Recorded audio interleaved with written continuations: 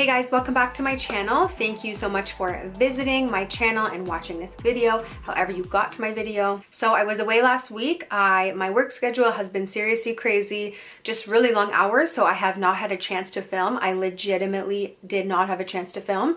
And even now, it's dark because it's evening. I never film in the evening, but this is the only time slot I had to film a video. So the video is probably just gonna continue to get darker and darker, despite the fact that I have lights all around me. So this video today, I wanted to talk to you guys about tips and tricks that are realistic to save money. In high school, I was really obsessed with watching that money show with, I forget what her name is. I literally wrote it down here, money show. Money, money, money, money, money, money, money, money times 3 show. That's literally what I wrote down. So I got a lot of my tips and tricks from that show in high school, but I did apply them to my life. Also, my mom would always say things to me like, you can spend your money on clothes and entertainment and food and whatever you want, but at the end of the day, what do you have to show for that? What do you have to show for all of your hard work, like the outfit that you're wearing? So really just appreciating the value of money and your hard work is super important. So my first suggestion would be to get into the right mindset. If you have any limiting beliefs or these negative mindsets like, well, I'll never be able to afford a place anyway, so why would I even save? Or I won't be able to afford this anyway, so why would I even try? You have to just take that negative mindset and just throw it out the window. You just start where you are with what you have. It doesn't matter even if you have a really small income, you can just take 10% of that income. And you need to believe that you can do it because everyone can. Then I would say to have a goal for what you're trying to save for, whether it's for a place, a car, or for your marriage. However, even if you don't have a goal for what you're trying to save for, you should still be saving your money. So with myself, I just kept saving my money, as much money as I could put away. And then one day after a couple of years, I was like, oh, I have enough for a down payment. And then I bought a condo. I had no plans of buying a condo. I had no idea what I was saving this money for, but I knew that I'm not just going to keep working and letting all my money just go to entertainment, clothes, vacations. I need to make a plan with my money so that my money will have a plan for me. And the plan that my money has for me is my future home. And that can mean whatever it means to you. The way that you can make sure that you save this money, it's really, really simple if you have a job where you get paid every 2 weeks. My job is not like that, so it's much more complicated, but it's still possible. But if you have a job that you get paid every 2 weeks, you know exactly how much you're gonna get bi-weekly, you know how much your monthly bills cost, you know roughly how much you spend a month. You can calculate that, decide on a figure that you want to take out of your paycheck every 2 weeks. That can be a percentage or it can be a figure. Let's say if it's $500. So let's just choose a number. Let's just say $500 you want to take out of your paycheck every 2 weeks. So that's $1,000 a month that you want to save. A great way that you can do this if you don't trust yourself to actually go in and take that money out is you contact your bank and you ask them to bi-weekly just deduct that amount, that $500 every 2 weeks automatically for you, and it goes into a separate savings account. And that way it's as if you never had the money and you don't even budget that into your monthly spendings. Now, I'm not going to pretend that I'm an expert with RSPs and tax-free savings account and all these things. I have a really amazing accountant, but what I can say, and this is all dependent on your income and so many different things, but I have a tax-free savings account. So that tax-free savings account is what I'm going to put my savings into. And what I also love about it is that you can't access that account with your card. If you want to access that account, I think you have to transfer it and wait like 2 business days for it to transfer. So basically you really have to think about the fact that you're going to dip into that account. And it's a huge deterrent to dip into that. Now, something that I would always see on the show would be she would take these different jars. Now you can do jars if you want, it's up to you. So let's say your rent is $1,000 a month. I'm just making up some numbers here. So you have your jar and it says like rent, $1,000 on it. That's for the month. Then you have the next jar and it says groceries, $500 on it. Guys, I'm just making it up. You have another jar, it says phone bill, $50 a month. You have another jar, it says gym membership, $30 a month. You have another jar, it says car payment plus gas, $200 a month. And then you have a jar for entertainment. And entertainment, you have to be realistic about, you know, what you're doing, what you're spending your time on, but that's your jar for entertainment. And then you can have your last jar, which is your emergency fund, just in case if some type of unexpected expense comes up that month. So again, you don't actually have to physically do jars. I believe the reason that she did the jars is because it was all cash that was being put into the jars, which is going to be my next point. So my point is that you budget each month. And Obviously, don't be unrealistic and just say that you're only going to spend $200 on food a month when really you spend $800, but really sit down and calculate how much do I need to spend on this, that, and whatever. Not even how much do I spend, because sometimes if you make a certain amount of money, you're going to spend it because you have it. You're going to spend $800 a month on shopping because you can, when really maybe you should be spending $200 a month on shopping. So really think about what you need, not want, what you need, and write a budget for each one, but be realistic and give yourself a little bit of room. This next point that I learned on the Money Show is also to purchase everything in cash. So I'm sure that you guys already know this, but when you have cash on you and you go to purchase something, when you have to physically, like imagine if you go to a store and you just accidentally spent $500 on shopping. It's almost like, I know this because I personally do it. I'll just take my credit card and I almost just want to be like, I don't even look, just like tap, and I just pretend it didn't happen because I don't even want to know. But if you have to open your wallet and you have a wad of cash and you have to count and physically hand over every single like $20 bill until you get to 500, that is painful. That is so painful.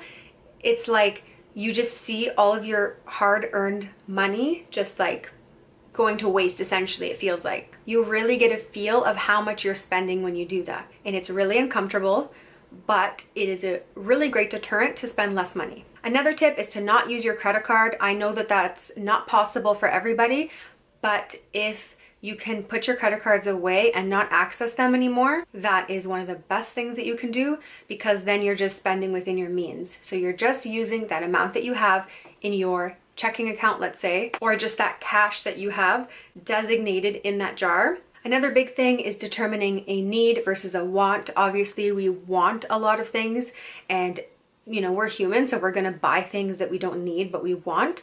But for the most part, if you can just figure out what is a need versus what is a want. And let's say you really want something, this brings me to another point. So let's just say if you want this like new leather jacket and these cool boots, okay? You really want both of them, but they're gonna come up to $500 and your monthly budget for shopping is $200. So I just move things usually to the next month or to the next paycheck. So, okay, I get to buy the boots this month, and next month the jacket's still gonna be there, and then that will be within my means for that month, rather than going over my budget for that month, and then the next month comes around and there's gonna be something else that I want, or some unforeseen expense that gets thrown at me, and then now I'm gonna, you know what I mean? It's just gonna continue until I'm starting to drown in all of my clothes and unnecessary spendings. Another tip, and I absolutely hate doing this, I used to honestly not look at my monthly bills for so long, but now I look at them all the time, is to check your credit card statements and your like debit or whatever checking statements. Firstly, there can be some errors in there. There can be a mistake. Maybe you got a refund, it didn't go back on your credit card. There's obviously fraud and those types of things. It's also a reality check so that you can see, oh my gosh, what have I been spending my money on?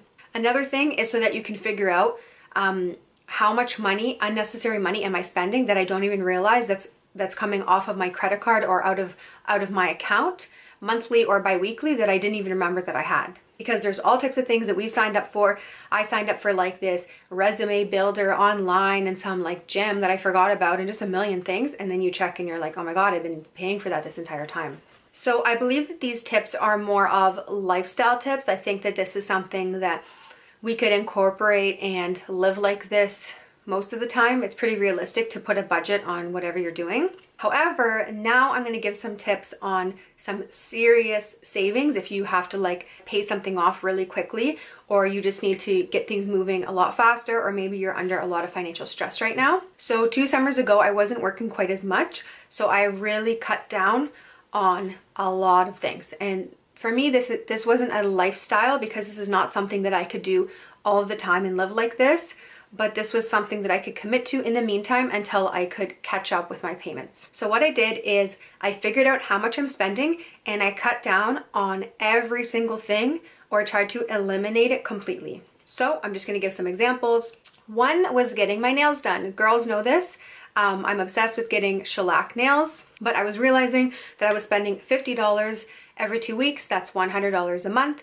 And I did not need to be getting my nails done. So I learned how to shape my nails nicely, bought one nice nail polish, one good top coat, and I did my nails going forward. That's pedicure and that's manicure. I have my own little kit and I would do it myself, and I would not pay any longer, because then plus if you add in a pedicure, that can be like $200 a month on your nails. Like if you get a pedicure once a month, manicure 2 times a month, that could be like $200 or something like that, when I could just be doing that myself.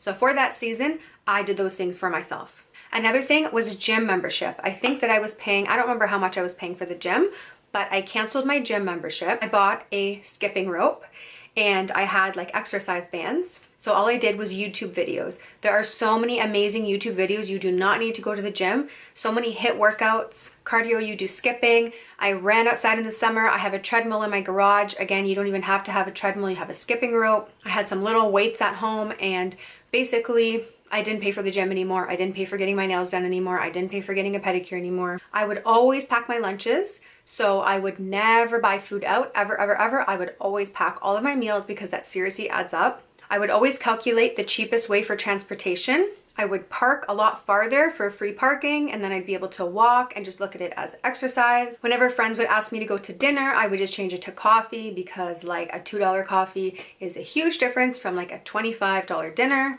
Or if I absolutely had to go to dinners, like multiple dinners, I'm not gonna lie, I would eat my dinner at home first, and then I would go there and just get an appetizer, because I'm trying to save my money. Also, for any special occasions, for a birthday, Christmas, whatever it was, I would only ask for cash, or I would ask for gift cards. And if I asked for a gift card, it had to be something practical, like a prepaid Visa gift card, a gas card, or I know all those things sound really cheap, but if you're trying to save money really quickly, or you're not working, or whatever it is, then all these things seriously add up.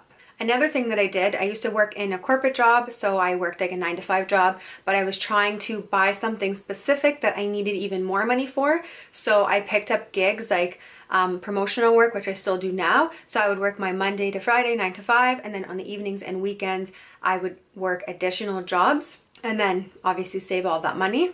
Now that's not a great work-life balance because I was constantly working, but again, that was for a short season. And then within just like a certain, a much shorter time, I was able to save for what I needed and pay off what I needed. And one of the last things that I'm going to say, because I distinctly remember this in high school, when a speaker came and he said the reason why our generation does not save money is because they are constantly investing in things that are depreciating as opposed to appreciating. So obviously things that are depreciating and have no value would be food, clothes, vacations, even cars. And the one thing that is obviously going to appreciate would be a property. Now, I'm not into stocks and all that kind of stuff. I used to do a little bit of it, so I'm not going to pretend I know anything about that.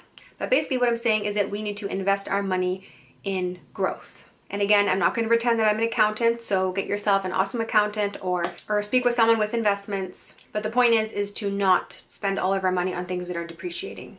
Alright, so that's it for my video for today. Thank you guys so much for watching this video. Thank you for subscribing to my channel, for liking this video. And yeah, I will see you guys next week. Bye guys!